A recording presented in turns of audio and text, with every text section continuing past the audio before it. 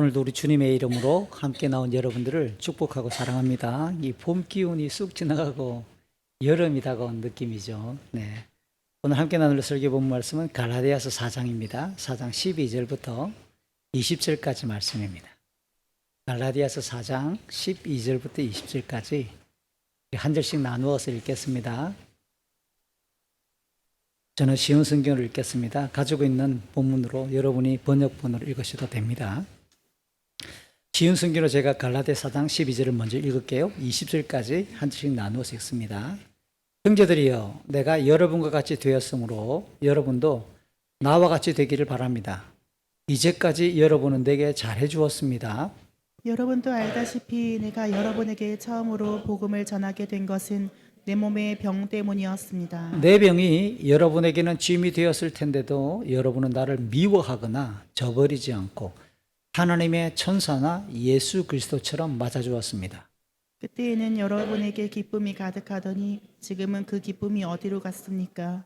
지금 기억하기로 그때에는 여러분이 할 수만 있다면 여러분의 눈이라도 빼어줄 정도였습니다. 그런데 내가 이제는 진리를 말함으로 여러분과 원수가 되었습니까? 그 사람들이 열심히 여러분을 설득하는 것은 여러분을 위해서가 아니라 우리를 배반하고 그들만을 따르도록 하려는 것입니다. 사람들이 좋은 뜻으로 여러분에게 관심을 보인다면 그것은 내가 여러분을 떠나 있을 때나 여러분과 함께 있을 때나 마찬가지로 좋은 일입니다. 내 자녀들이여, 여러분이 참으로 그리스도와 같이 되기까지 나는 여러분을 위해 다시 아기를 낳는 어머니의 고통을 느낍니다. 같이 읽습니다. 내가 지금이라도 여러분을 만나 내 말투를 바꾸었으면 좋겠습니다. 여러분의 일에 대해 어떻게 해야 좋을지 모르겠습니다. 1년 중에 가장 바쁜 농부의 손길이 가장 분주한 파종의 시기입니다. 그래서 연일 들판에는 기계음이 끊이지 않지요. 겨우내 쉬었던 땅을 갈아엎으며 파종할 준비를 하는 겁니다. 저도 지난 3월 말 텃밭에 쑥갓을 포함해 상추랑 치거리 몇 종류를 씨앗을 이렇게 뿌렸습니다. 약간 불안했지요. 이게 새로 구입한 게 아니라 옷장을 열어보니까 있던 씨앗, 예전에 뿌리고 남은 씨앗, 최소 작년 거나 한 2, 3년 된 씨앗일 가능성이 높은 거죠. 열흘 정도 인내하며 기다렸습니다. 싹이 나나 안 나나. 이게 시골에 들어온 지 올해로 27년 차인데 27년 동안 텃밭 농사를 지어봤는데도 여전히 신기하고 싹이 올라오는 것은 기대할 수밖에 없을 만큼 너무 신비로운 일이니까 하루하루 매일 나가봅니다. 싹이 나나 안 나나. 알고 있는데도 그 다음날 또 나가보고 또 나가보고 일주일이 지났습니다. 슬슬 불안해지기 시작합니다. 열흘이 지났는데 한두 개 정도는 싹이 올라와야 되는데 깊게 심지도 않았는데 왜 이렇게 잠잠할까? 한 열흘쯤 지나가면서 약간 불안해집니다.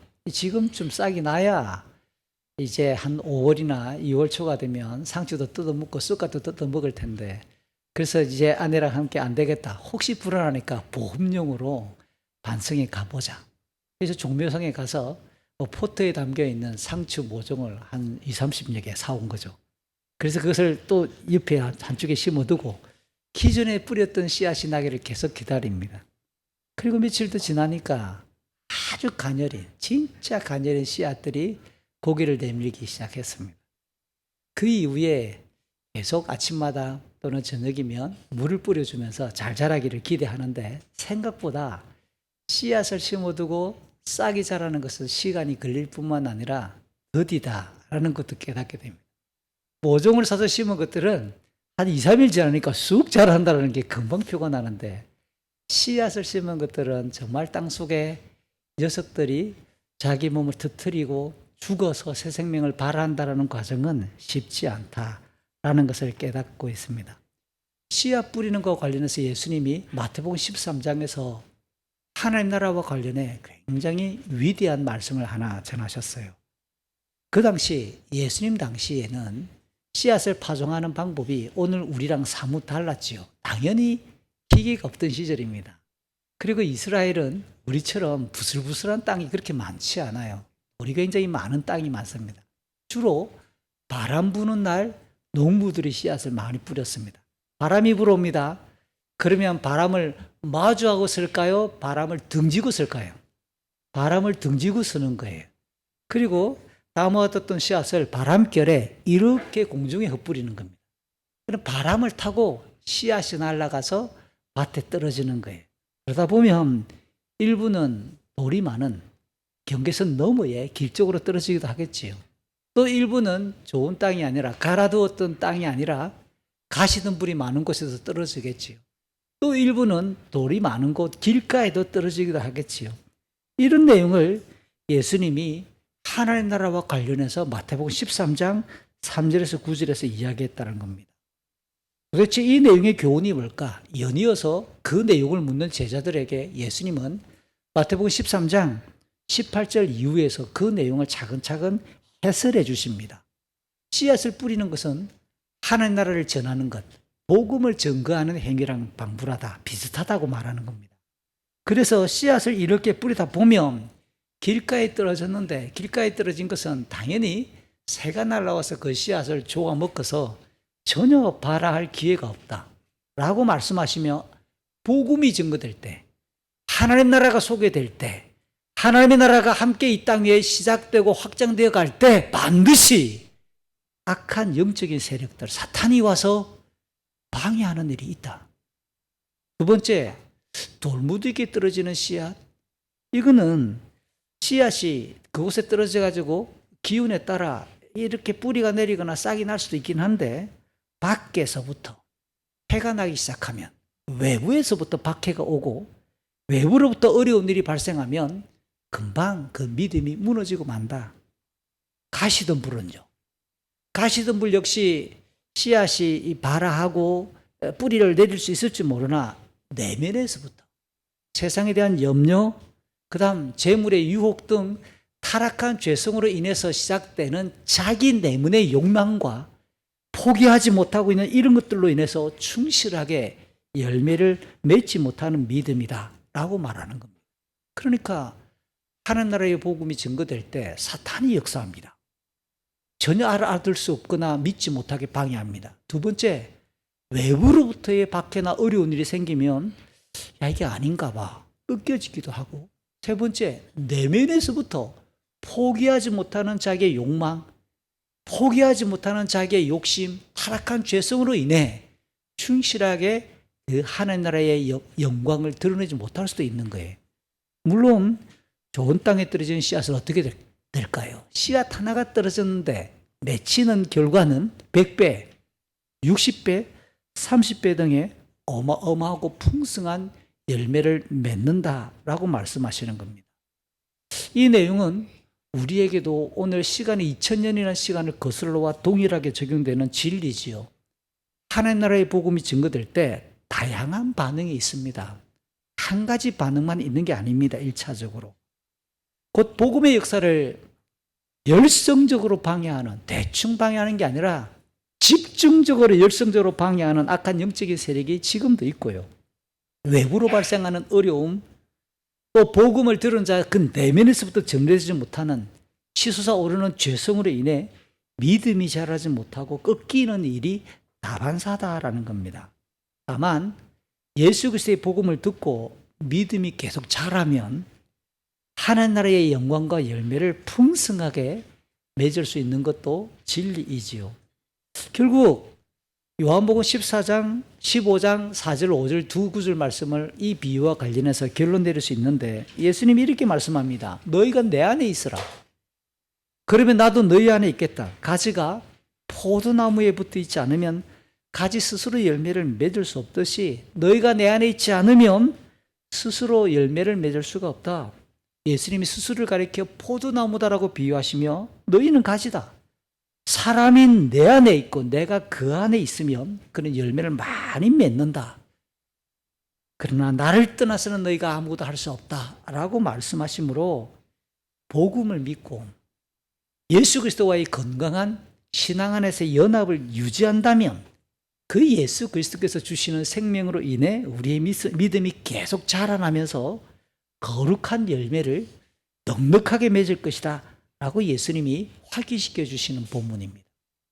믿음이 자라고 열매를 맺는 이야기를 했는데요. 오늘 본문이 딱 그와 같은 교훈을 전합니다.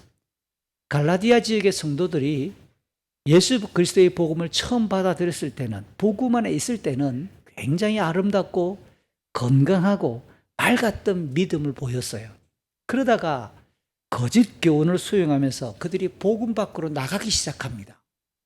복음의 울타리 밖을 나가기 시작하니까 믿음이 흔들리는 병든 신앙의 모습을 보이고 있다는 겁니다. 그럼 사도 바울은 그렇게 병든 믿음을 보이고 있는 그들이 다시 복음 안으로 돌아오도록, 건강해지고 그 믿음이 자라도록 어떠한 고통도 마다하지 않을 것이다 다짐하는 내용이 오늘 본문이에요. 저는 오늘 이 내용을 살피면서 저를 포함한 우리 모두 한 사람 한 사람이 각자의 믿음의 상황을 정직하게 거울 앞에 서는 것처럼 비춰봤으면 좋겠어요.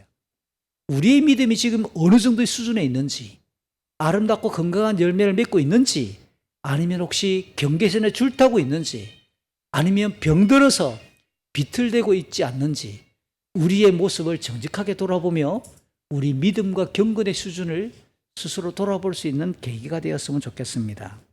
오늘 본문을 설명하기 앞서 지난 시간에 살펴봤던 앞본문의 내용을 잠시 이해할 필요가 있는데요.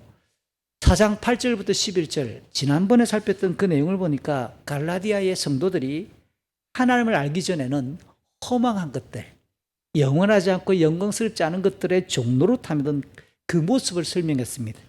반드시 하나님의 진노와 심판을 당할 수밖에 없던 그때를 떠올려 보게 하면서 그들이 예수를 믿고 복음 안에서 하나님의 영광스러운 그분의 자녀가 되어서 하나님의 유업을, 영생을, 영광을 누리기 시작했던 것을 대조했었습니다. 그러면서 지금 유대주의자들이 그들을 찾아와서 현란한 말솜씨와 그들의 주장에 그냥 속고 말아 믿음이 병들고 있는 상태를 확인했던 내용이 오늘 본문의 직전의 내용이었습니다.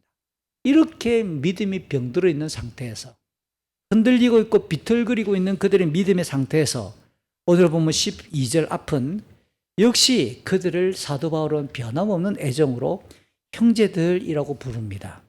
처음 그들을 만났을 때를 돌아보게 만들면서 이 호칭은 우리가 아는 것처럼 갈라디아서 전체 안에서 8번 나와요. 오늘 본문은 3번째 사용하고 있는 표현입니다. 비록 복음의 진리에서 잠시 이탈하여 비틀거릴지라도 여전히 그들은 하나님의 나라의 그 가족이면서 건강한 믿음으로 되돌아오기를 바라는 사도이면서 목회자로서의 바울의 따뜻함과 진한 그리고 안타까운 마음이 함께 담겨 있는 표현이 형제들이라고 하는 표현으로 드러나고 있는 겁니다. 사실 바울은 12절을 계속해서 읽어보면 갈라디아 지역을 처음 방문해서 예수 그리스도의 복음을 증거할 때 내가 너희와 함께 같이 되었다. 그곳에 있는 이방인 사람들처럼 내가 너희들과 같이 되었다라고 말을 해줍니다. 이 말은 기본적으로 자기를 낮추었다는 뜻입니다. 복음에 낯선 그들이 충분히 알아들을 수 있도록 그들이 알만한 내용의 수준의 언어를 사용했고 충분히 이해할 수 있도록 자세하고도 잘 설명해서 복음을 전달했다라고 하는 뜻이 포함되어 있을 것입니다. 더 나아가 사도 바울은 유대인이었습니다. 그러니까 할례를 받았고 율법에 뜨겁게 헌신했던 그의 과거가 있었습니다. 대충 믿었던 유대교인이 아니에요. 열정적으로 율법을 존중했고 절정적으로 유대교인이 되어서 그들이 주장했던 유대교의 교리를 전파했다라는 거죠. 그런데 빌립보서 3장 6절 이하를 보면 예수 그리스도를 직접 만났습니다. 예수 그리스도의 피 묻은 그 복음을 알게 되었습니다. 그랬더니 이전까지 진리라고 생각했던 율법과 유대주의자들이 가르쳤던 그 교훈과 이 세상의 그 무엇도 구원에 아무런 소용이 없다라고 하는 것을 알게 되면서 쓰레기처럼 여기게 되었다고 고백합니다. 이 말을 다시 갈라디아 지역을 전도할 때 어떻게 활용했을까요? 갈라디아 지역에 가봤더니 이방인들이 태반이니까 이방인 사람들에게 복음을 증거할 때 율법이라고는 전혀 알지 못하는 그들을 만나는 겁니다. 그들에게, 이방인들에게 복음을 증거하면서 억지로 율법의 조항을 지키라고 강요하지 않았다는 것도 내가 너희들과 같이 되었다라고는 말 안에 포함되어 있는 거예요. 이러한 사도 바울의 자세는 갈라디아 지역 선교뿐만 아니라 우리가 아는 고린도전서 9장 18절 이하의 내용을 읽어보아도 고린도에서도 동일하게 그가 그와 같이 사역했음을 고백합니다. 이방인들을 복음화하기 위해서 예수 그리스도의 복음을 전가하러 가는 그의 걸음 속에서 그는 부르심을 받은 사도로서 일관되게 이방인들을 만날 때에는 유대인처럼 할례를 받아야 됩니다. 안식일을 지켜야 됩니다. 이렇게 해야 됩니다. 저렇게 해야 됩니다. 유대교의 전통을 강조하지 않았다는 뜻입니다. 대개 해외 선교지를 방문하다 보면 그 나라에 오랫동안 내려오는 문화나 풍습이나 세계관이 있습니다. 그러면 복음을 전거로 가는 선교사님들은 예수 그리스도의 복음을 전거합니다. 한국 선교사가 가면 한국 사회와 한국인으로서의 세계관을 가지고 있는 선교사님들이 한국적인 전통을 이입시키기 위해 노력하는 분도 보여요. 그래서 인사하는 제법은 손을 가슴에 배꼽 해라. 고개 숙여서 인사시켜라. 이거는 외국 사람들에게 굉장히 낯선 문화입니다. 그 모습을 보고 있으면 옆에서 웃음이 좀 나오기도 하죠. 조용히 때로는 뒤채를 잡아채고 좋긴 한데 너무 복음 밖에 있는 예절까지 이입시키는 것은 부담을 줄 수 있습니다. 라고 말할 때가 있습니다. 그러나 많은 경우는 선교 사람들이 지혜롭죠. 오랫동안 그 나라가 견제하고 있는 세계관이나 풍습에 대해서 복음에 저촉되지 않는다면, 진리를 벗어나지 않는다면 그들의 관점을 이해하고 배려하고 그들의 문화 속에서 예수 그리스도의 복음 위에서 어떻게 살아가야 될 것인가를 잘 가르치는 것이 분명한 겁니다. 바울이 그랬다는 겁니다. 고린도 지역 선교나 갈라디아 지역 선교나 그가 이방인의 사도가 되어서 곳곳을 누비며 복음을 전가할 때 복음에 대한 정확한 반응 외에 이거는 충분히 수용 가능할 만한 일에 대해서는 충분히 배려하고 존중하며 그들과 같이 되었다라고 말하는 겁니다. 아울러 고린도전서 9장 18절 이하의 내용을 쭉 읽어가다 보면 그는 심지어 예수 그리스도의 복음을 설명하고 그 이방인들에게 그 복음을 믿을 수 있도록 안내하는 일에 자기가 종처럼 생겼다고 말했습니다. 종이 되어서 그렇게 낮은 모습으로 종이 되어서 그들을 열심히 마치 상전을 섬기듯이 그렇게 열심히 섬겼고 충분히 자기가 누릴 수 있는 자유로운 권리마저도 복음에 저촉되지 않기 위해서 오해를 주지 않기 위해서 자기의 충분한 권리마저도 절제했다라고 말하는 겁니다. 그만큼 예수 그리스도의 복음 안에서 참된 진리와 자유와 참된 평안과 크나큰 기쁨과 이 땅에서 그 무엇과도 바꿀 수 없는 만족과 영광을 발견했기 때문에 누릴 수 있는 권리마저도 그는 내려놓고 복음을 전가하는 일에 오직 예수 그리스도의 복음만이 인생을 죄로부터 구원할 수 있는 유일한 능력이며 지혜란 사실을 확신하고 있었기 때문에 그와 같이 절제하고 그들의 입장을 존중하면서 복음을 전거했겠지요. 이런 까닭에 오늘 12절에서 사도 바울은 계속 말합니다. 갈라디아 지역에 있는 성도들이 내가 이렇게 복음 안에서 너희들에게 다가갔던 것처럼 너희가 나와 같이 되어라. 나와 같이 되어라. 이게 뭘까요? 이게 나와 같이 되어달라라고 하는 것을 그리스 성경 원문을 읽어보니까 현재 시제입니다. 항상 한 번 그런 게 아니라 내가 복음을 어떻게 이해하고 내가 복음을 전가하기 위해서 어떻게 수고했으며 내가 복음을 안에서 어떻게 그 복음을 드러내기 위해 내 자신을 절제했는가를 잘 기억해 준다면 너희들도 항상 복음에 대한 반응으로 똑같이 나와 같이 복음에 대한 존귀함과 복음 안에서의 자유함과 복음 안에서의 기쁨과 예수 그리스도의 복음 안에서의 그 영광을 항상 사모하고 집중하기를 요청하는 거겠죠. 동시에 이 내용은 명령형이에요. 해도 되고 안 해도 되는 게 아니라 사도 바울이 복음 앞에서 반응했던 것처럼 모든 예수 믿는 사람들은 동일하게 그 복음 안에서 동일한 반응을 해야 된다라고 하는 당위성을 말하는 겁니다. 갈라디아 지역에 있는 그 성도들은 바울이 어떻게 그들에게 복음을 전개했는지 어떤 과정으로 그들에게 복음을 전했는지 되돌아보면서 결론적으로 바울이 전개했던 그 복음의 영광이 얼마나 크고 놀라운지 제대로 똑바로 알기를 바라는 간절한 사도 바울의 마음이 표현되어 있는 겁니다. 동시에 그리스도의 복음에 그 무엇도 가감하지 않도록. 사도 바울이 복음 안에서 다른 것들을 쓰레기처럼 여긴다고 고백했다잖아요. 그러니까 유대주의자들이 찾아와서 율법의 조항들을 요구하고 당연히 구원을 위해서는 그 율법의 조항을 지켜야 된다고 말을 했을 때, 미혹했을 때 지금 그것을 받아들이고 흔들리면서 비틀거리고 있는 지금 현재 현실을 정신 차리도록 명령하고 있는 겁니다.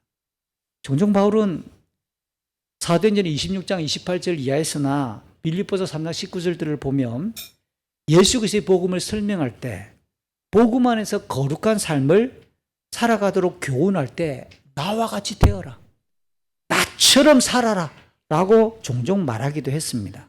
그것은 우리가 오해해서는 안 돼요. 사도 바울이 예수 그리스도의 복음을 어떻게 갈망하고 그 예수 그리스도의 그 복음을 향해서 어떤 믿음을 가졌는가에 대한 경건의 모습을, 경건의 중심을 닮아달라, 같이 따라오라 라고 말하는 겁니다. 이런 면에서 예수 그리스도의 복음에 관한 강한 확신을 되풀이하며, 쉬운 성경은 이 그 번역이 생략되어 있지만 원문에는 한 단어가 더 들어있는 거예요. 내가 너에게 정말 간구한다 라고 하는 문장을 덧붙여서 굉장히 세게 명령하거나 윽박지르면서 그렇게 요구하고 위협하는 것이 아니라 온건하게 부드럽게 갈라디아 교회들이 예수 그리스도의 복음을 정결하게 받아들이기를 진심으로 요청하며 명령하고 있다는 뜻이에요. 더불어 오늘 본문 12절 뒷부분에는 바울이 분위기를 전환합니다. 너희는 나에게 아무런 해를 끼치지 않았다라고 직역할 수 있는데요, 쉬운 성경은 한 걸음 더 나가 여러분에게 잘해주었습니다, 그때 잘해주었다고 번역을 했어요. 직역하면 여러분은 나에게 아무런 해를 끼치지 않았다라고 인사하면서 사도 바울이 그들을 찾아가 처음 복음을 전할 당시를 떠올리게 만드는 겁니다. 나에게 아무런 해를 끼치지 않았다. 이게 원문을 직역한 문장인데요, 실제로 사도 바울이 선교를 진행하고 있던 사도행전 13장부터 28장까지 그의 선교에 대한 기록들을 쭉 한번 살펴보세요. 사도 바울이 낯선 곳을 찾아가 복음을 전가할 때 고난을 받지 않은 곳이 있던가요? 고난을 받지 않은 곳이, 고생을 하지 않은 곳이 하나도 없을 정도로 한마디로 말하면 시련과 고생으로 점철된 복음 사역이라고 말할 수밖에 없을 겁니다. 고린도후서 4장 8절 9절, 고린도후서 6장 4절 5절 등 고린도후서에서만 11장에 걸쳐 11장까지 세 번에 걸쳐 사도 바울이 복음을 전가할 때 겪었던 고생의 목록들이 나와요. 그 내용을 잠시 살펴보면 온 사방으로부터, 사방이니까 동서남북이에요. 한쪽 방향만 있으면 다른 방향으로 피하면 될 텐데 사방으로부터 압박을 받으며 피할 곳이 없잖아요.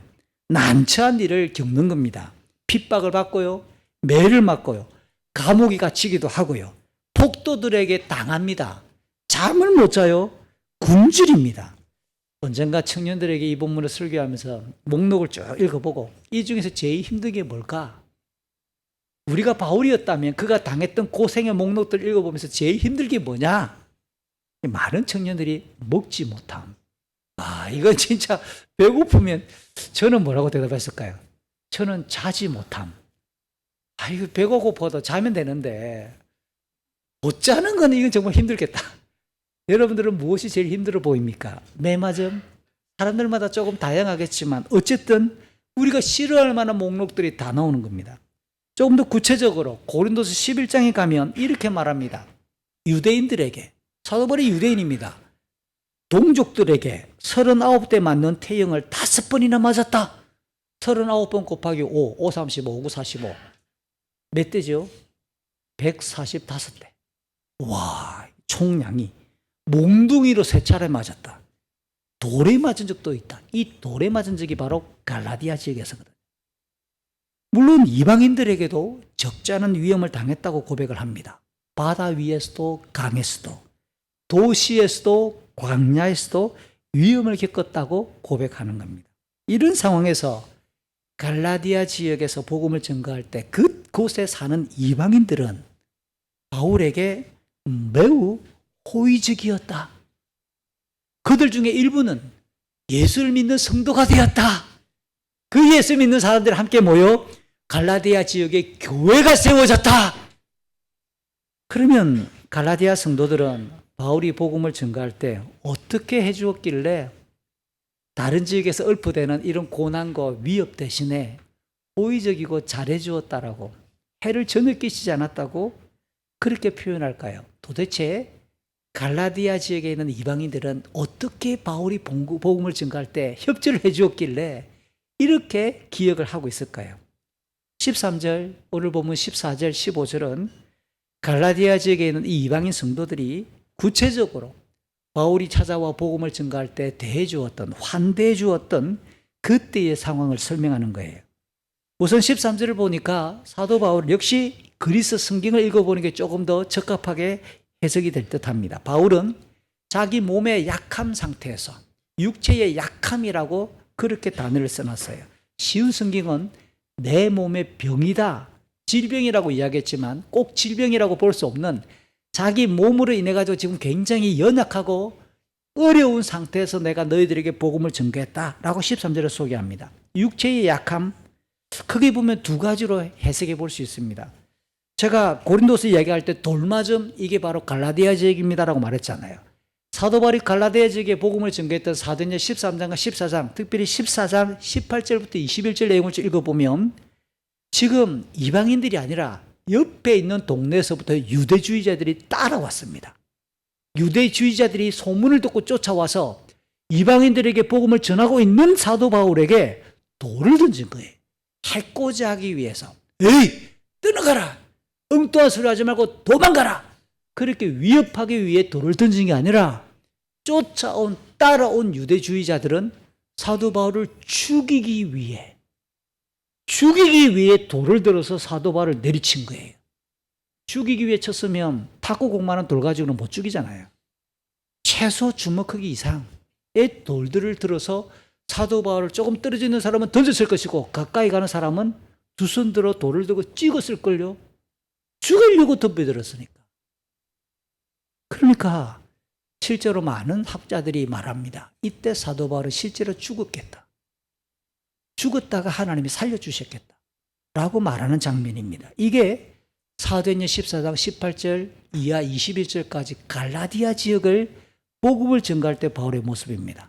이렇게 피투성이가 되고 거의 쓰러져서 온 머리는 깨어지고 온 얼굴에 도래마다 찍혀서 뼈가, 광대뼈가 허옇게 드러날 만한 그런 상태에 비틀거리고 그렇게 일어나서 다시 복음을 전했을 때 그 갈라디아 지역의 성도들이 예수를 믿게 되었다라고 말하는 육체의 약함을 이 상태일까로 읽어도 크게 벗어나지 않을 듯해요.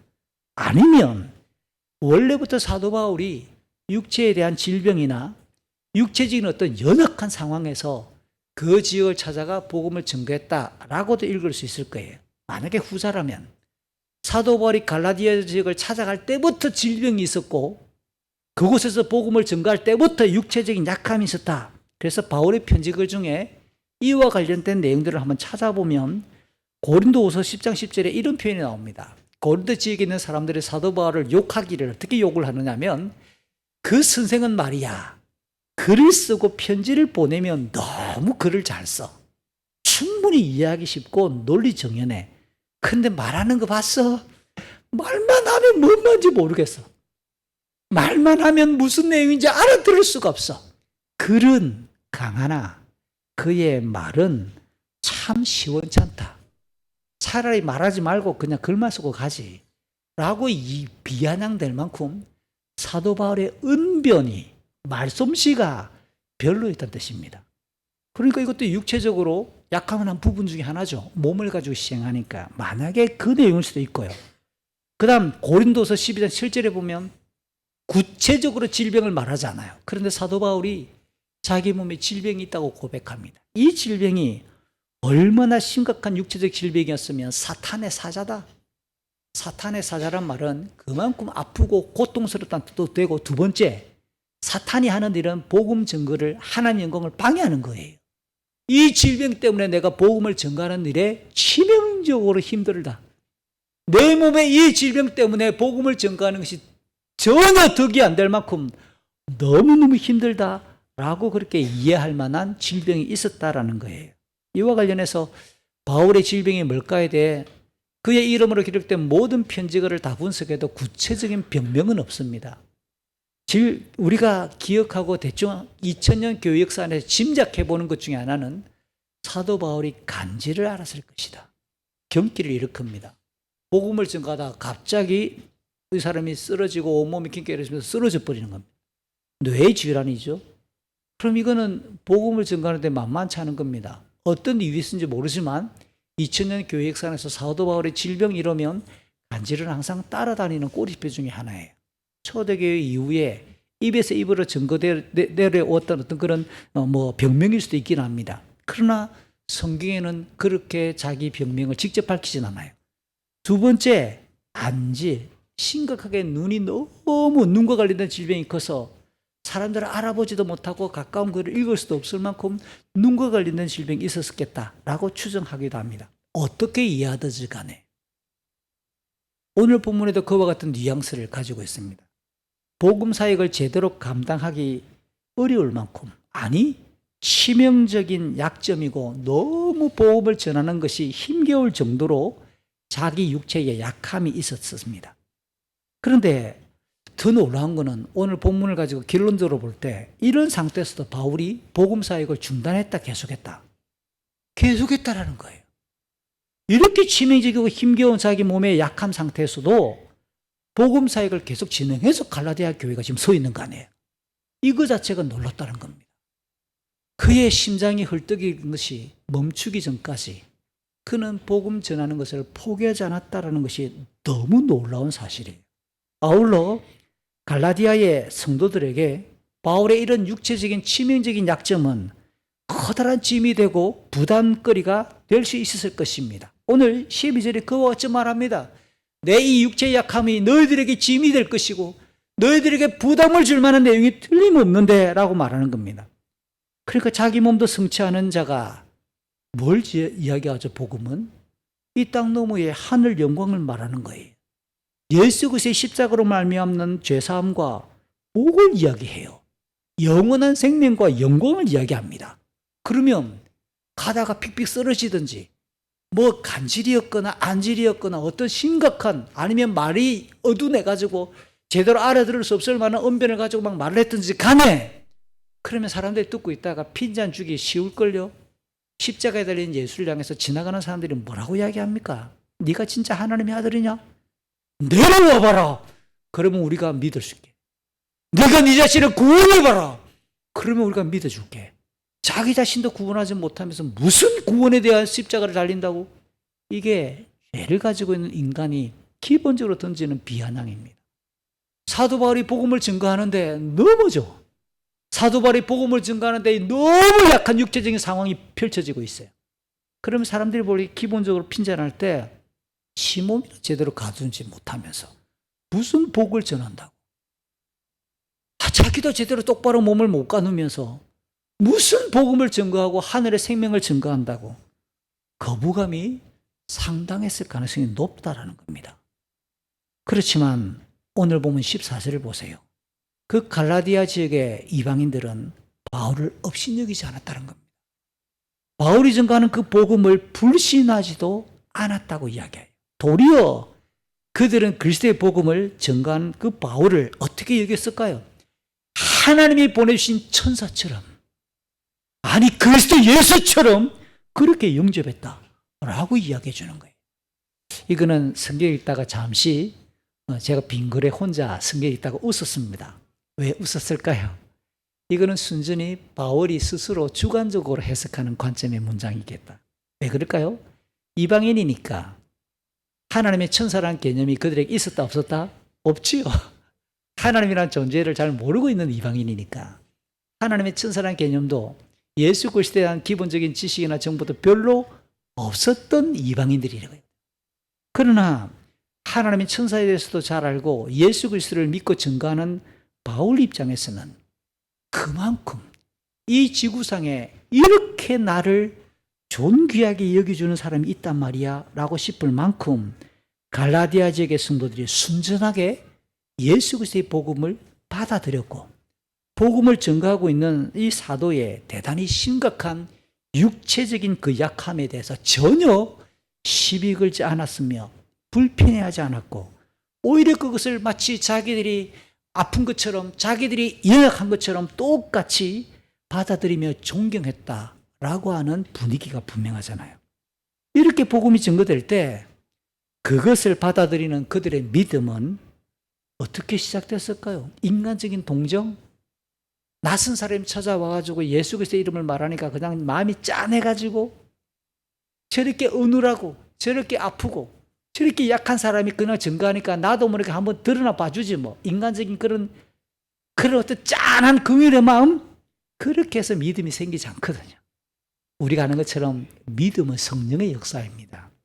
갈라디아 지역의 그 성도들도 바울이 연약한 몸뚱아리, 연약한 그 육체로 복음을 증거할 때 성령의 권능 속에서 그들 심령 속에 바울이 증거하고 외치는 그리스도와 복음과 십자가와 부활이 그들 가운데 믿어지도록 성령이 역사했다는 뜻이겠지요. 성령의 권능이 아니면 성령이 충만할 때는 다른 것이 보이지 않아요. 복음만 들리고 복음만 외치게 되고 복음만 그들 가운데 진리로 서게 돼 있거든요. 성령이 역사하지 않을 때 외부적인 환경이 보입니다. 이거 왜 저래? 저 사람은 왜 저래 배가 나왔어? 저 사람은 또 왜 이래 머리가 벗겨졌다? 뭐 이런 온갖 악다구니를 펼치며 복음 외에 다른 것들을 가지고 시시비비 하기 시작하는 것이 인간의 발상입니다. 심지어 오늘 보면 15절 보세요. 사도 바울이 그때를 떠올리게 하면서 뭐라고 말하느냐? 그들은 바울에게 눈이라도 빼어줄 정도로, 여러분 눈이라도 빼어줄 만큼 여기서부터 유추해서 바울이 조금 전에 설명했던 육체적인 그 약함이 눈과 관련된 질병이 아니었을까? 그리고 갈라디아서 6장에 보면 내가 지금 너희들에게 큰 글자로 써보낸다. 작은 글씨가 아니라 큰 글자로 써보인다라고 하면 big letters, 큰 글자들. 그거와 오늘 보면 눈이라 빼어줄 이 두 가지를 조합해서 2000년 교회 역사 안에서는 사도 바울이 눈과 관련되는 심각한 질병이 있었겠다라고도 해석하려고 했습니다. 그러나 어쨌든 오늘 이 눈이라도 빼어줄 정도의 이런 마음이다라고 말하는 것은 여러분 생각을 해보세요. 신체의 일부를 잘라서 준다. 내 신체의 일부를 당신에게 주겠다라고 말하는 것은 그만큼 친밀한 관계가 아니면 뜨거운 사랑과 존경의 마음이 아니면 힘든 일이죠. 이게 그래서 이것은 꼭 눈이라도 빼어주겠다, 눈과 관련된 질병을 말한다기보다 이거는 지극한 복음을 증거하는 이 사역자에 대한 사랑과 헌신을 보이며 존중했다고 해석하는 것이 더욱 일반적으로 볼 수 있을 듯합니다. 비슷한 사례로서 로마서 16장 4절을 읽어보면 지금 로마에 가서 교회 사역을 감당하고 있는 브리스가와 아굴라 부부에게 바울은 과거 다른 지역에서 고린도에서 만났던 브리스가와 아굴라 이 부부를 어떻게 설명하냐면 그들은 나를 위해 자기 목이라도 내어줄 만큼이라고 표현을 하는 겁니다. 목 내놓았다. 나를 위해서 자기의 목이라도 내어줄 만큼. 오늘 보면은 눈이라도 빼어줄 만큼. 같은 맥락에서 그만큼 복음을 증거하는 사도에 대해서 열정과 사랑과 존경의 마음을 가졌다라고 보여줍니다. 여러분 여기서 아주 간단한 결론을 하나 우리끼리 소결론을 내려봐요. 복음을 전했는데 복음을 전하는 사람이 약해요. 화려하지 않아요. 요즘 우리끼리 말로 하면 임영웅 씨가 와가지고 간증하면서 복음을 외친다고 해봅시다. 아마 이게 이 청월이 난리가 날걸요. 와 골짜기 차고 막 스피커 밖에 설치하고 이래 될걸요. 그런데 그런 유명인이 아니라 화려하게 많은 사람들이 떠받드는 그런 사람이 아니라 자기 몸이 너무 아파요. 힘겹고 약해요. 진짜 보잘것없는 사람이 왔어요. 그가 와서 복음을 증거하는데 사람들은 그가 증거하는 말과 전하는 내용에 은혜를 받아요. 여기저기서 흐느끼기 시작하고 자기의 가슴을 두드리며 죄를 고백하기 시작하고 그런 사람들이 하나님과 하나님 나라에 대한 소망을 갖기 시작하고 믿음을 갖기 시작하고 오히려 그렇게 복음을 증거하는 사역자의 약한 부분, 아픈 부분, 힘겨운 부분을 마치 자기 모든 에너지를 집중해서 도와주고 내가 그것을 감당하겠다라고 나설 만큼 그렇게 자발적으로 그 사역자를 위해서 헌신의 마음으로 사랑으로 대해주고 있어요. 하나님이 어떻게 그 교회와 성도들에게 갚아주실까요? 그게 오늘 본문에 나타나는 15절 뒷부분에 나오는 내용입니다. 당연하게 예수 그리스도의 복음에 대한 헌신이지요. 예수 그리스도의 복음 사역자에게 대한 순전하고도 진실하며 깊은 존경의 자세를 보이고 있는 이런 갈라디아 지역의 교회들에게 하나님께서는 복을 주시는 거예요. 쉬운 성경은 기쁨으로 번역을 했지만 원어를 읽어보면 마카리오이, 복이란 단어입니다. 무슨 복인지도 모르겠어요. 하나님께서는 아마 그 갈라디아 교회 그리고 성도들에게 다양한 은혜를 각자에게 맞는 은총을 주셨을 거예요. 무엇보다 복 중에 가장 큰 복은 바울이 증거하는 그 복음을 제대로 이해하고 깨달으면서 복음 안에 약속된 영원한 생명과 그 영광을 소망하는 기쁨으로 가득 충만하며 지금까지 이 땅에서 느껴보지 못했던 희한하고도 신령한 기쁨과 감사와 감동이 막 일어나며 그들의 얼굴은 전부 환희가 가득 찼을 분위기였을 겁니다. 이와 같은 하나님의 은혜가 그들 가운데 임했다는 겁니다. 이상과 같이 예수 그리스도의 복음 안에 있을 때에 그 복음 안에 약속된 영원한 생명과 영광을 믿고 소망을 할 때 세상의 기준이나 세상의 가치는 상대화돼요. 무력화되고 득세하지 못한다는 겁니다. 그리고 동시에 육체적인 약함이나 경제적인 어려움이나 심지어 복음 때문에 발생하는 핍박과 환난도 로마서 5장 1절, 2절, 3절은 그 영광 안에서 즐거워할 수 있다라고 말하는 겁니다. 그야말로 그리스도의 복음은 세상이 줄 수 없는, 세상이 빼앗아갈 수 없는 견고하고 아름다운 믿음을 갖게 하는 거예요. 갈라디아의 교회들은 바울에게 처음 복음을 들었을 때 이와 같은 아름다운 믿음을 갖게 되었고 형성했다라고 하는 오늘 앞부분의 내용을 정리해 볼 수 있는 겁니다. 우리의 믿음은 지금 이렇습니까? 하지만 안타깝게도 갈라디아 성도들의 그 아름다운 믿음은 그렇게 오랫동안 지속되지 못했음이 분명합니다. 15절, 이미 지나왔지만 15절에서 사도 바울이 이렇게 말합니다. 지금 그 복이, 너희가 누렸던 그 기쁨이 어디 있느냐? 없다는 뜻이죠.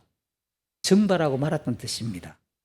처음 마태복음 13장 씨 뿌리는 비유의 이야기처럼 그들이 분명히 기쁨으로 복음을 받았고 믿음이 시작되었지만 지금 그 믿음이 증발해버리고 전혀 기쁨과 하나님의 은혜, 복이 차단된 상태가 되고 말았다라는 바울의 책망이 15절에 포함되어 있는데요. 이어지는 16절을 보니까 그들의 영적인 상황이 매우 급변했습니다. 심각하게 변질되었음을 확인할 수 있는데요.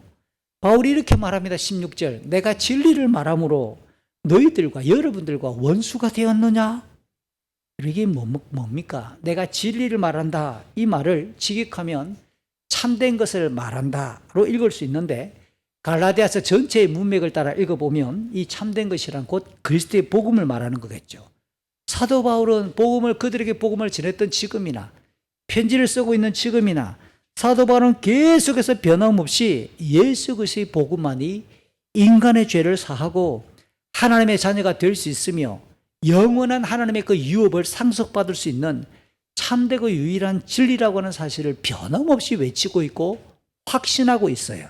그런데 갈라디아 지역에 있던 그 성도들은 복음 안에서 아름다운 믿음을 가져 바울을 존경했고 그렇게 사랑했던 초창기와는 달리 지금은 바울과 원수가 되어서 원수처럼 되어서 관계가 비틀어지고 말았다. 그럼 이유가 뭡니까?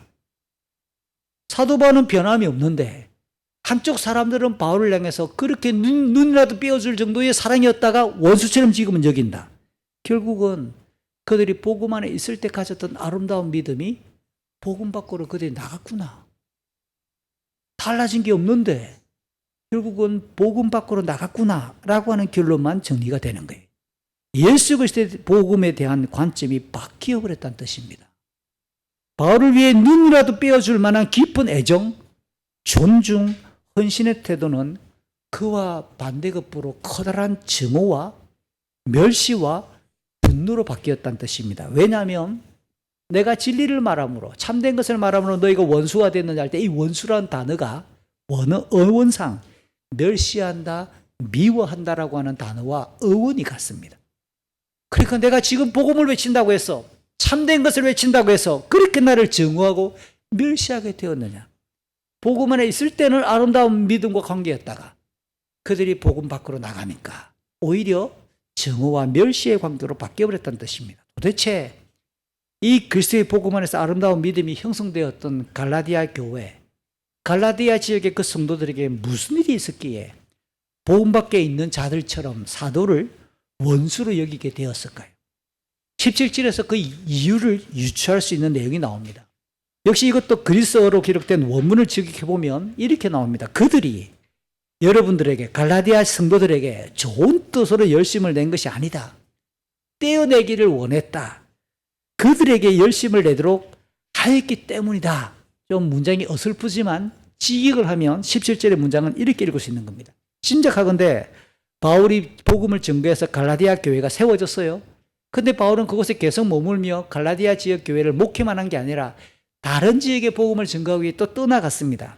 그런데 누군가가, 그들이라고 말하는 누군가가 그 갈라디아 교회를 방문하기 시작했고 그들은 매우 열정적으로 열심을 다해 예수 그리스도의 복음, 바울이 증거했던 그 복음이 아닌 다른 교훈을 전하겠다는 겁니다. 그 다른 교훈은 복음 안에서 형성되었던 갈라디아 성도들의 아름다운 믿음을 지속적으로 독려하고 견고하게 세워줬으면 좋은 일인데 그렇지 아니하고 예수 그리스도의 복음 밖으로 그들을 이끌고 나가서 복음 밖으로 밀어내는 다른 교훈을 전달했다라고 하는 결론이에요. 지금까지 논의를 계속 갈라디아서의 내용의 흐름을 읽어보면 이렇게 갈라디아 교회들을 찾아와 예수 그리스도의 복음 밖으로 밀어낸 자들은 율법의 조항을 강조하는 유대주의자들이 틀림이 없습니다. 그들은 갈라디아의 성도들에게 대단히 오늘 17절을 보면 시큰둥하게 찾아온 게 아니에요. 굉장히 열심히 열정적으로 적극적으로 접근을 하는 겁니다. 여기서 우리가 굉장히 중요한 신앙 안에서의 자세와 교훈을 받을 수 있는데요. 이렇게 사람들이 감동을 하거나 어딘가에 넘어지기 위해서는 겉으로 쉽게 확인할 수 있는 열성적인 태도와 호의, 뜨거운 관심, 적극적인 유인 등의 마음을 빼앗기면서 진리로부터 벗어나는 미혹되는 경우가 많다라는 겁니다.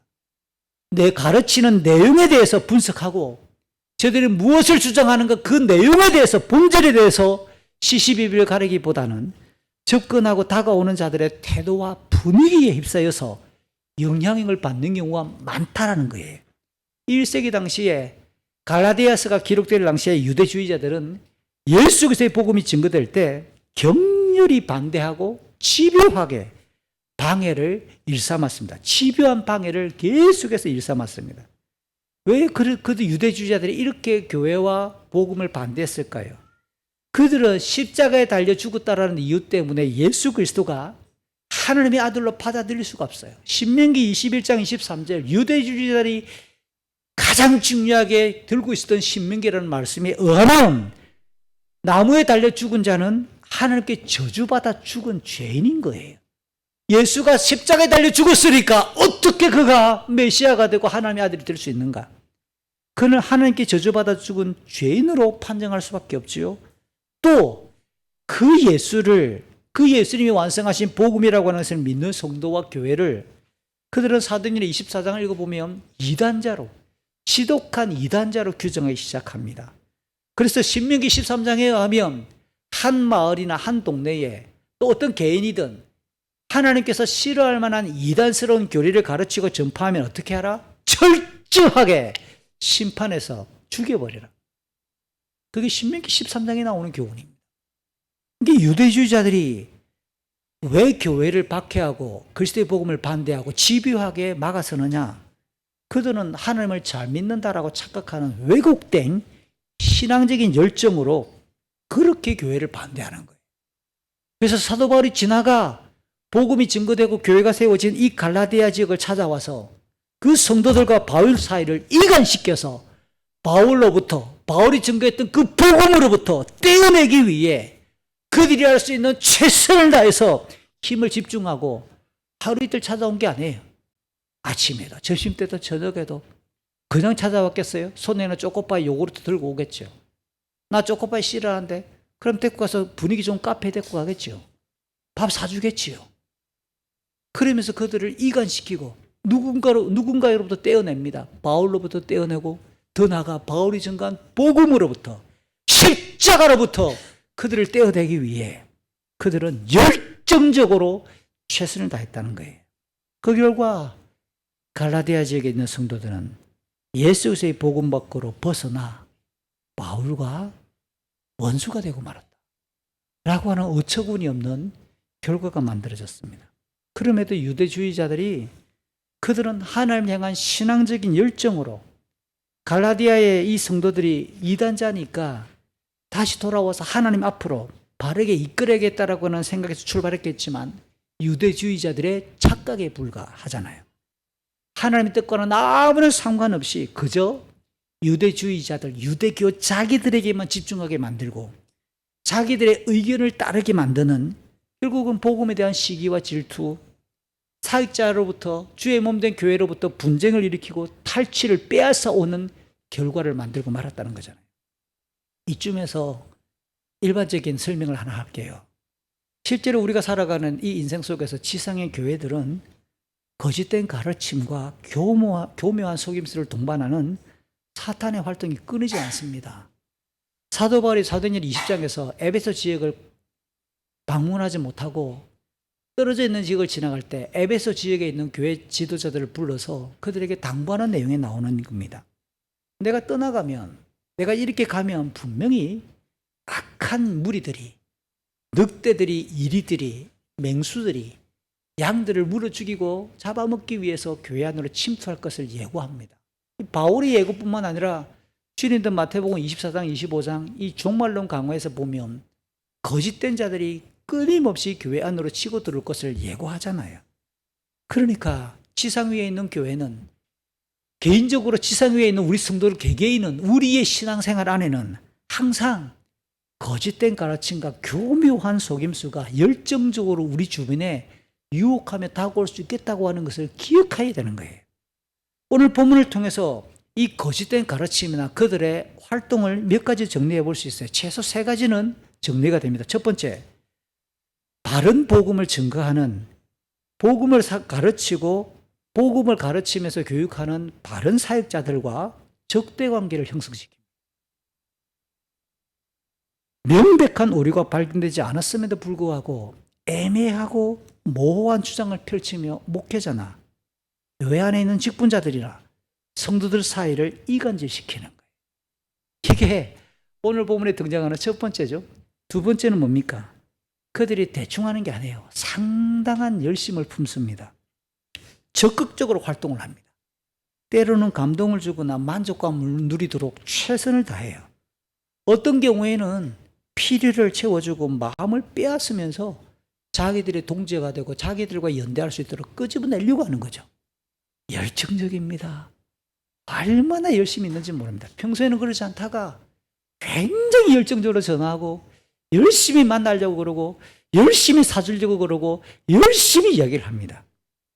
세 번째, 결국 어떻게 판단할 수 있을까요? 하나님이나 예수 그리스도의 복음을 향한 거룩한 마음을 형성시키면 그들은 복음의 열정을 우리가 계산할 수 있는데 그게 아니라 다른 것들에 관심을 갖게 만들어요. 어디에? 사람에 대해. 나에 대해 관심을 가져봐. 저 사람에 대해 관심을 가져봐. 그 다음 물질에 대해. 그 다음 직분에 대해. 내가 그 자리에 가야 되는 거 아니야? 그 다음 교회 시스템에 대해. 교회가 지금 잘못하잖아.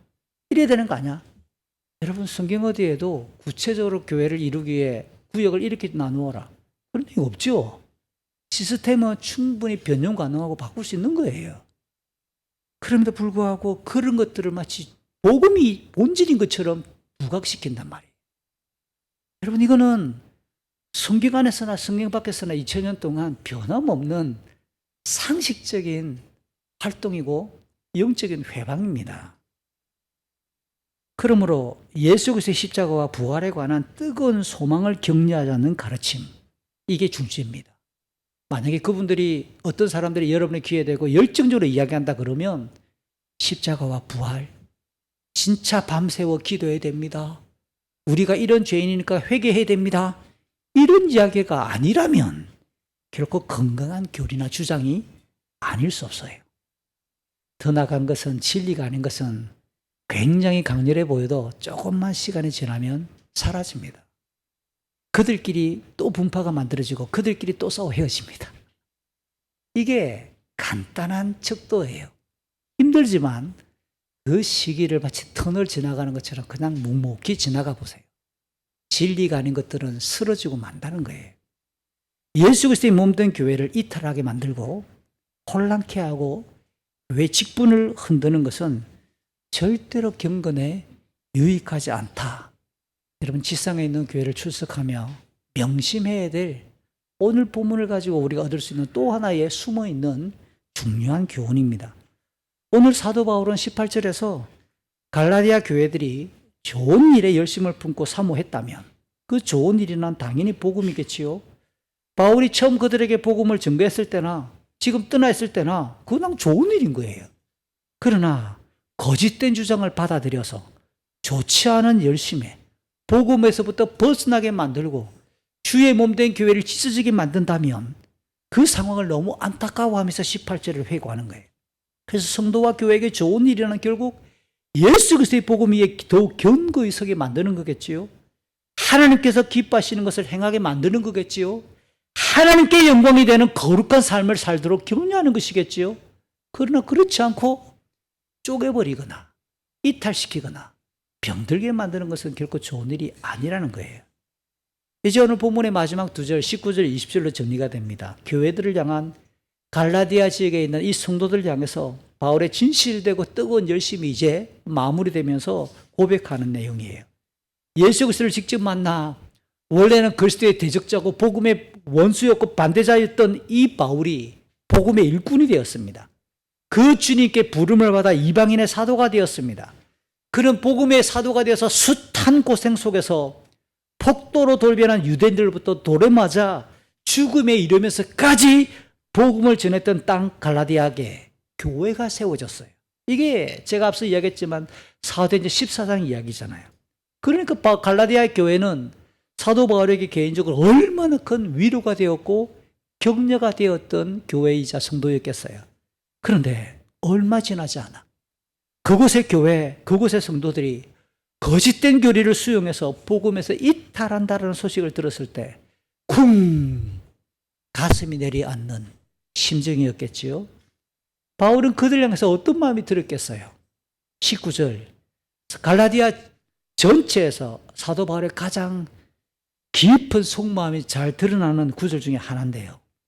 본서에서 제가 이야기했던 것처럼 형제들 다시 복음으로 돌아와라 라고는 외침에 형제들이라는 말을 8번 사용했는데 형제들이라는 단어보다 훨씬 더 농도가 짙은 표현을 씁니다.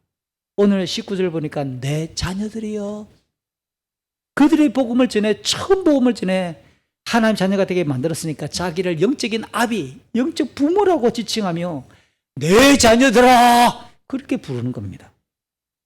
세상의 모든 부모는 자식이 태어나면 아무 탈 없이 자라기를 기대합니다. 그러나 인생은 그렇지 않거든요. 시련을 겪고 고통을 겪게 되지요. 그럼에도 불구하고 부모들은 어떤 바람을 가질까요? 그 시련과 아픔을 통해 더 단단해지고 더 멋지게 성장하기를 또 기대하는 것이 부모의 마음이죠. 마찬가지입니다. 갈라디아 성도들의 영적인 부모인 바울은 그들을 위해서 뭐라고 고백하느냐. 19절, 내가 다시 애 낳는 수고, 해산하는 고통을 겪겠다라고 말하는데 참 놀라운 게 한번 설교를 준비하다가 원어 성경을 찾아서 읽어봤더니 이 해산하는 고통을 겪겠다, 수고를 겪겠다라는 이 단어가 현재 시제고 능동태예요. 이 말은 마지못해 내가 억지로 사역자니까, 사도니까 내가 그냥 감당하겠다는 뜻이 아니에요.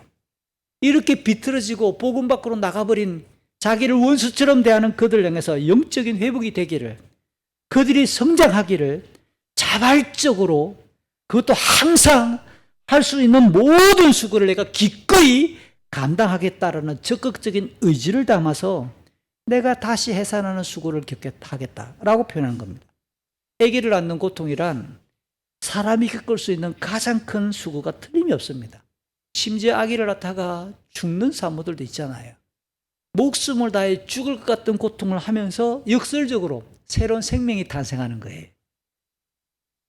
그러니까 이 내용을 가지고 본다면 복음 안에서 아름다운 믿음을 가졌던 갈라디아의 교회들이 잠시 복음 밖으로 나간 상황에서 다시 건강한 새로운 생명의 회복을 돕기 위해 사도의 진솔한 마음이 해산하는 고통을 내가 다시 겪는다라고 말함으로 호소하면서 그의 속마음을 내비치는 거예요. 한편 바울은 그들이 그냥 제자리로 돌아오는 수준, 다시 교회로 돌아오고 예배하는 수준, 그 정도로 목회적 목표를 설정하지 않습니다. 오늘 19절에 보니까 갈라디아 성도들에게 해산한 수고를 어떻게 하겠느냐? 그들에게 예수 그리스도의 형상이 이루어질 때까지 내가 감당하겠다 라고 말하므로 예수 그리스도의 모습, 예수 그리스도의 형상이 이루어진다라고 밝히는데, 이 내용은 하나님이 제시하셨던 로마서 8장 29절에 보면 왜 예수를 우리에게 보내주셨을까요? 그 예수를 믿어 교회만 왔다 갔다 하는 게 믿음의 총체가 아니라 예수 그리스도를 믿어 하나님의 아들의 형상을 이루는 그것, 이게 하나님이 제시하신 믿음과 구원의 모습을 말하는 겁니다. 그러니까 우리의 믿음이 자라 결국은 예수 그리스도의 모습이 나타나는 것이 건강하고 성장한 성숙한 모습이에요. 그게 뭐지요? 에베소서 4장 13절 14절에는 이렇게 말합니다. 온갖 다양한 유혹과 시련이 넘실려는 이 땅을 살아가는 동안 넘어지지 아니하고 미혹되지 아니하고 장성한 신앙의 성숙한 분량, 예수 그리스도의 분량에 자라가는 것, 이라고 말하는 겁니다. 여기 예수 그리스도의 모습이 나타난다, 예수 그리스도의 형상이 이루어진다는 말은 내가 예수 그리스도를 처음 믿어 교회를 출석하기 시작하면서부터 우리의 믿음이 계속 자라나서 어떠한 유혹과 시련이 와도 세상의 가치를 분별하면서 하나님의 뜻과 하나님 나라를 이루고 갈 수 있는 뜨거운 열망을 가지고 있는 믿음의 상태, 이게 예수 그리스도의 형상이 이루어지는 겁니다. 실상 사도 바울은 그리스도의 복음을 전하고 그렇게 겪으면서 엄청난 고통들을 많이 겪었잖아요. 그런데 고린도서 11장 그 목록들을 쭉 마무리하면서 고린도서 11장 28절에는 이렇게 말합니다. 다른 것들은 다 접어두더라도, 다른 것들이 뭘까요? 27절까지 그가 겪었던 고난의 목록에 세세하게 설명을 해요. 23절부터 27절까지 자세하게 이야기하는데, 이 모든 것들을 접어두더라도 나는 날마다 모든 교회들에 대한 염려로 마음이 고통을 겪고 있다, 짓눌리고 있다고 말하는 거예요. 그러니까 사도 바울은 교회와 성도들이 바르게 신앙 성장하기 위한 그 노심초사, 마음의 짐, 마음의 고통을 겪으면서 그렇게 살고 있다는 뜻입니다. 물론 교회 안팎에서 발생하고 몰려드는 다양한 이런 시련으로 인해 성도와 교회들의 믿음이 오르락내리락 할 때 사도와 목회자로서 겪는 이런 고통은 골로새서 1장 24절, 나는 여러분을 위해 받는 고난을 기뻐합니다. 자신의 몸인 교회를 위해 그리스도께서 겪으셔야 될 고난의 남은 부분을 내가 겪을 수 있으니 그것을 기쁨으로 겪는답니다. 이게 무슨 말일까요? 주께서 세우신 교회 직분자들은 목회를 하면서 발생하는 이런 고난이 소명 곧 부르심 안에 포함되어 있다는 뜻이에요. 사도이기 때문에, 목회자이기 때문에 감당해야 될 영적인 고통, 교회와 성도가 바로 서기 위해 겪어야 될 그 고통, 이 고통들이 그 부르심 안에 포함되어 있다고 말하는 거예요.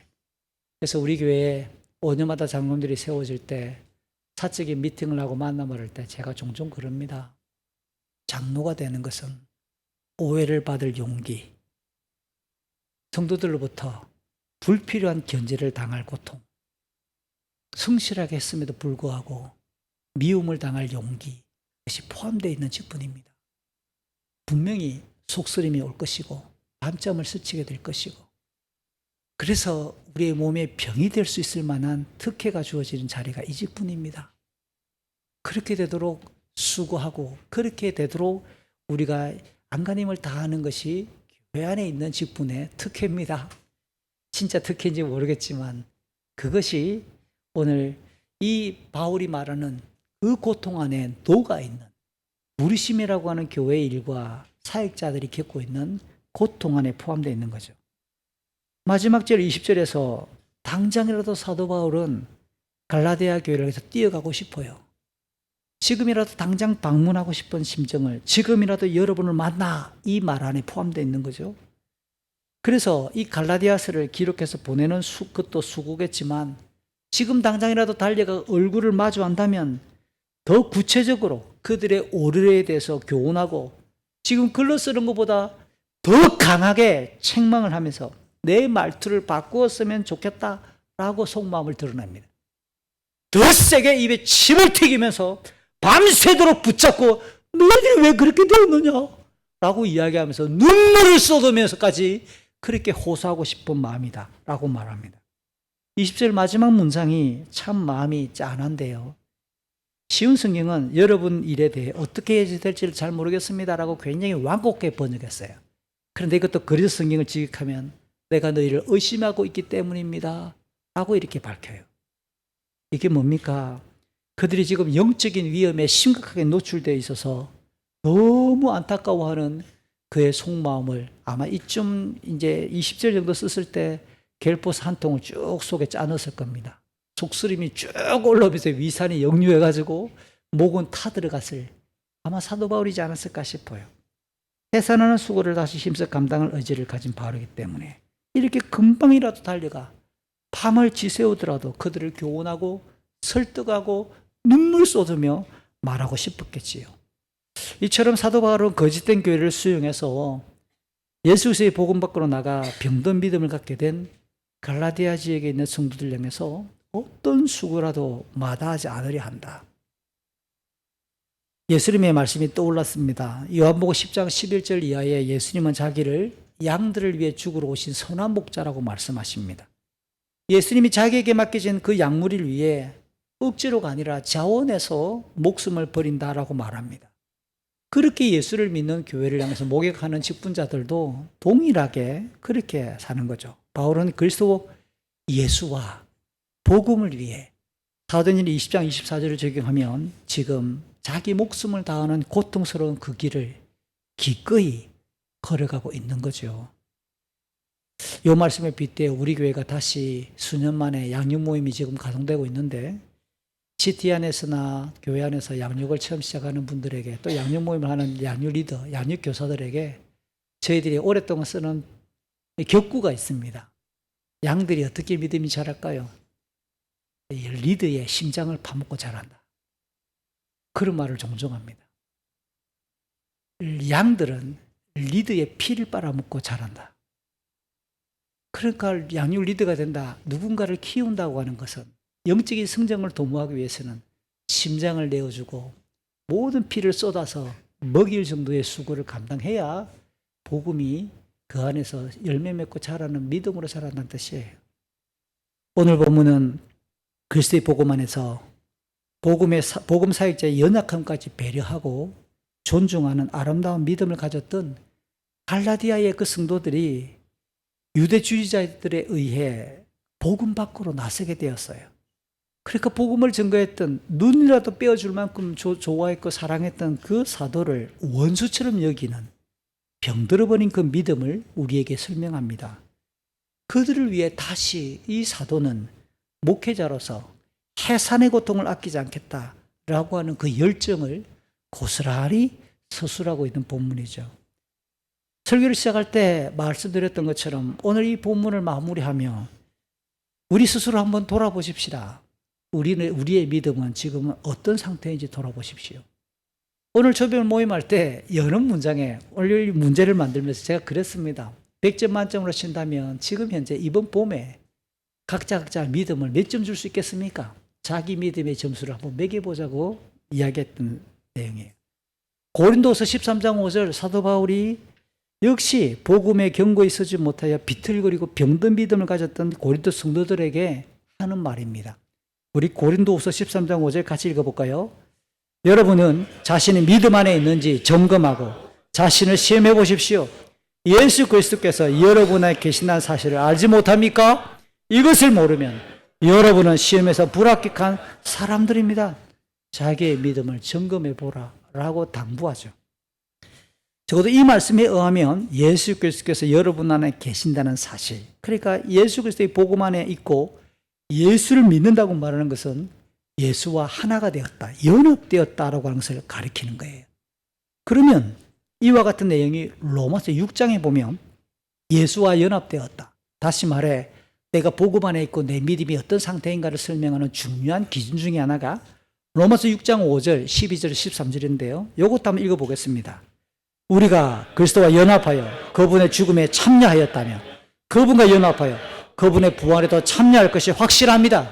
그러므로 죽게 될 여러분의 몸에 죄가 왕노릇하여 몸의 욕심을 따라 살지 않도록 하십시오. 또한 여러분의 몸을 불의를 행하는 도구로 죄에게 내어주지 말고 죽은 자들 가운데서 살아난 자들답게 여러분의 몸을 의를 행하는 도구로 여러분 자신을 하나님께 드리십시오. 내가 복음 안에 있다, 내 믿음이 건강하다라고 말하는 것은 죄에 대하여 죽고 예수 그리스도 안에서 부활의 소망을 가지고 살면서 내 육체가 지향하고 부패한 욕망에 휘둘리지 아니하면서 하나님 뜻에 집중한 거룩하고 의로운 삶을 힘쓰는 것. 결론적으로 이런 예수 그리스도의 복음 안에서 형성되는 아름다운 믿음이란 디모데전서 6장 11절 12절을 제가 오늘 설교의 결론 구절로 가져왔습니다. 이 땅 너머의 영원한 생명과 영광을 확신하면서 이 땅 너머의 영원한 생명과 영광을 뜨겁게 갈망하지 않으면 이 땅의 것들이 더 강해지면서 우리를 잡아먹고 우리를 상대화시키고 우리를 계속 그것들의 눈이 돌아가게 만들어버리는 거죠. 그래서 이 땅에서 그리스도를 닮은 거룩한 삶을 힘쓰기 위해 영원한 영광이 있는가? 우리 디모데전서 6장 11절 12절 마지막으로 같이 한번 읽어봅시다. 그대는 하나님의 사람이니 이 모든 악을 멀리하십시오. 옳은 길에 서며 하나님을 섬기고 믿음과 사랑과 인내와 온유함을 가지십시오. 믿음을 지키는 것은 달리기 시합과도 같습니다. 영원한 생명을 얻게 되리라는 것을 확신하며 할 수 있는 한 승리할 때까지 열심히 뛰어가십시오. 이것을 위해 그대는 부르심을 받았고 또한 많은 사람들 앞에서 그리스도를 향한 신앙을 고백한 것입니다. 아멘. 이번 한 주간도 우리 남은 생애 전체가 예수 그리스도를 닮은 거룩한 삶이기를, 그것은 항상 불의와 거짓을 경계하고 의로운 길에 서는 거예요. 하나님을 예배하는 일에, 예수 그리스도의 몸된 후세대 교회를 이루어가는 일에도 믿음과 사랑과 인내와 온유함을 지키면서 순숙하게 교회를 이루어가는 것이 포함되어 있는 사실이에요. 오늘 말씀을 함께 나누었습니다. 2024년은 제게 후세대 교회 목사라서 정관에 따라 담임 목사가 6년 동안 사역할 수 있는 기회를 주어지고 제게는 4번째 사역의 기간이 주어진 겁니다. 이제부터 사역을 시작하고 제가 목사로서 교단 총회가 규정한 정년 나이대까지 계산해 보니까 딱 만으로 15년, 14년여 사역할 수 있는 기회가 딱 주어졌습니다. 우리 교회 개척하고 20년이 지나고 21년 채면서 남은 기간 14년, 내가 해야 될 일이 뭘까라고 생각을 해봅니다. 제게는 마음에 크게 2가지 나름대로의 기준을 여러분과 함께 나누는데요. 하나는 20년 지나오는 동안, 물론 우리 가운데는 교회를 출석하기 시작한 지 1년이 채 안 되는 분도 계시고 20년 동안 줄곧 함께 동역했던 분도 계실 겁니다. 제가 지구상에 대한민국 땅에 교회가 함께 개척되면서 함께 개척을 시작하면서 목사로서 가졌던 소망 중에 하나는, 내 평생에 후세대 교회를 만나서 큰 어려움 없이 고민 없이 내가 성경을 듣고 믿음이 무엇인지 차근차근 착실하게 배워오면 내가 신앙생활 잘했다 라고 하는 이야기를 들을 수 있으면 참 행복하겠다라고 하는 목사의 목회적 관점이에요. 2번째, 그 일을 진행하면서 내가 해야 될 역할은 목사니까 목사로서 해야 될 제일 중요한 역할은 말씀을 연구하고 가르치는 거니까 내가 말씀을 준비하고 가르치는 것이 기쁘지 않다면 나이와 상관없이 은퇴해야 되겠다. 설교를 준비하고 설교를 하는데 이게 기쁨이 없고 감동이 없다면 나는 목사 짓을 그만둬야지. 이거 성도들을 죽이는 일이겠구나. 상한 음식 먹이면 안 되잖아요. 엉뚱한 말씀을 전하면 안 되잖아요. 이 본문이 무슨 말씀인가를 제대로 해석하고 제대로 설명하는 것이 내가 해야 될 제일 중요한 역할이겠다라고 다짐을 했더랬어요. 그래서 앞으로 14, 15년 남은 제 남은 평생의 기간 동안 중간에 여러분의 신임이 또 하나 남았긴 했지만 저에게는 두 가지 구체적인 목표를 하나 설정합니다. 제가 그동안 20년 동안 목회하면서 후세대 교회에서 설교 본문을 꽤 많이 했어요. 신약 성경도 꽤 많이 설교했고 구약도 꾸준히 지금 설교하고 있는 중인데 하나님 기회가 닿는 데까지 지금처럼 설교를 뜨겁게 감동 있게 성령의 감동으로 한 주간 동안 묵상하고 연구해서 정말 진실되게 외치는 자가 되게 해주십시오. 그 설교를 준비하고 증거하는 시간에 감동이 있게 해주시고 뜨거운 마음이 사라지지 않게 해주십시오. 두 번째는 여러분과 나누는 기도 제목입니다. 혹시 하나님 후세대 교회를 언제까지 쓰시겠습니까? 제가 나이가 그만두든지 되든지 또 아니면 중간에 어떤 유고가 발생하든지 간에 이후에 찾아올 목회자는 누구겠습니까? 벌써부터 저는 차기 목회자가 누가 되어야 되겠습니까? 이렇게 주님께서 교회를 사랑하시고 성도들을 모아주신다면 그들에게 저보다 더 뛰어나고 더 열정 어리고 더 하나님의 말씀을 사랑하고 더 깊은 열정으로 해사는 수고를 다할 만한 목회자를 주님 지금부터 준비시켜 주십시오 라고 기도하기 시작하는 거예요. 여러분도 틈날 때마다 교회를 위해 기도할 때 이 강단 위에 서 있는 자, 우리 교회의 목사로서 사역하게 될 사람이 누구인가에 대해서 지금부터 관심을 가져주시기 바라고 같이 기도해 주셨으면 참 좋겠습니다. 오늘 같이 한번 기도하기를 요청해요. 같이 시간 우리 속마음을 드러내며 기도합시다. 하나님, 내 믿음이 지금 어떤 상태입니까? 내가 정말 아름다운 믿음입니까? 건강한 믿음입니까? 아니면 병든 믿음입니까? 나는 그냥 왔다 갔다만 하고 이것이 전부 다인 것처럼 스스로를 자위하고 대충거리며 그렇게 살고 싶지는 않습니까?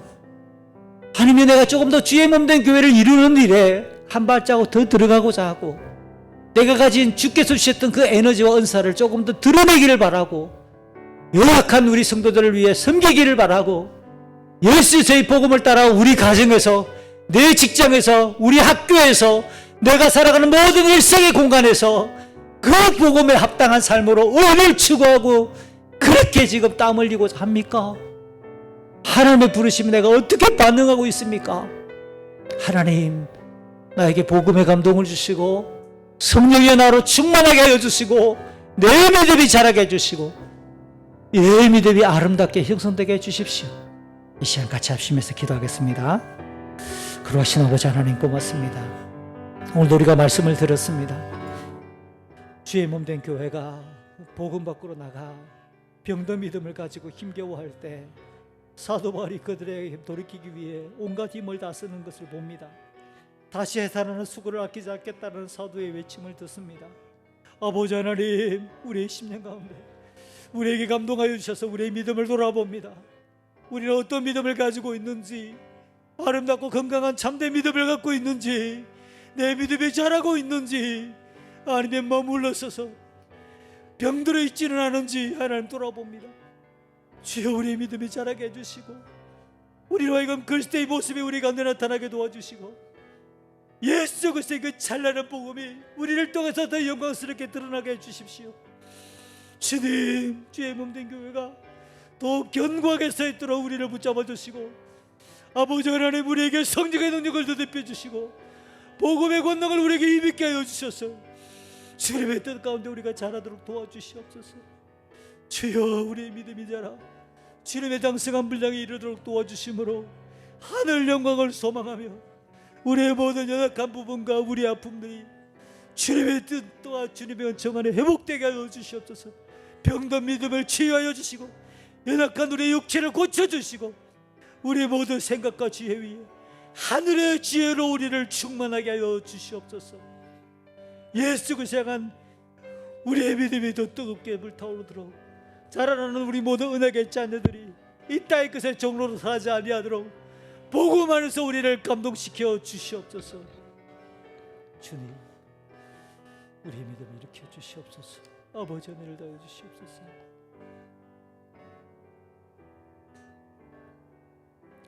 예수 그리스도의 이름으로 기도합니다. 아멘.